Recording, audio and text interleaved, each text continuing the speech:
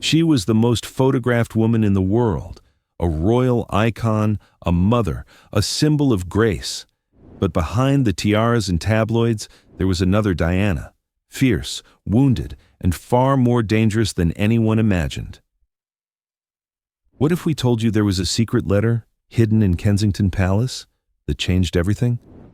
A letter never meant to be seen, a reply that was never sent, until now.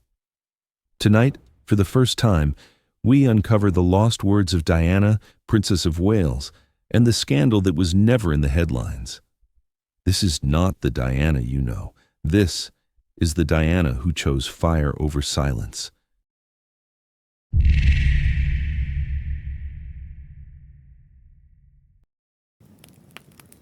12th November, 1991.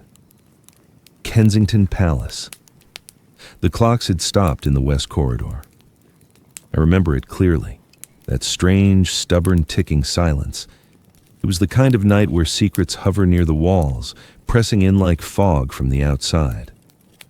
I hadn't planned to open the drawer in the rosewood writing desk.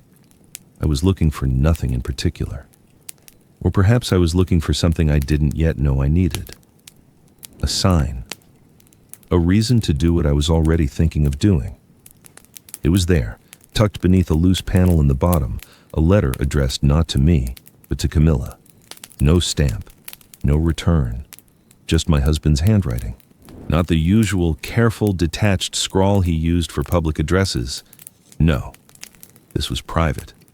The kind of writing he used in margins of novels he never finished, or in the edges of books he gave me but never read himself. I unfolded it with hands I didn't recognize as my own, and I read it, every word. My dearest Milla, if only you had been the one beside me when we stood at the Abbey. Diana is lovely in the way a painting is lovely, but I cannot touch her heart. It disappears into mirrors. I remember standing perfectly still. There was no sobbing. Not then. My silence was harder than tears. The letter was dated 5 days before our wedding. You might ask why I didn't leave him that very night. The truth is, I had tried many times, emotionally, physically, spiritually. But I was young, and by then, I was already shaped like a key that only fit the lock of duty.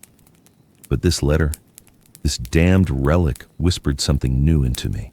Not just betrayal that had already been my companion for years. No, what I felt was a kind of permission. And that's when the scandal began. Not the one you saw in the headlines, not the interviews, not the 3 of us in this marriage. Number. That was all theater. This is what no one knows. I wrote a reply. I didn't confront Charles. I didn't scream. I didn't weep. I simply sat at that desk, pen in hand, and wrote something I never sent, something that frightened even me. Dear Camilla, he loves you more than he ever pretended to love me, and for that, I should hate you. But here's the truth you never knew. I knew about you before the vows were spoken.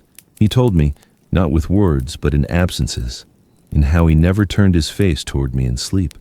I stayed because I believed the crown could make him whole. I was wrong. You can have him.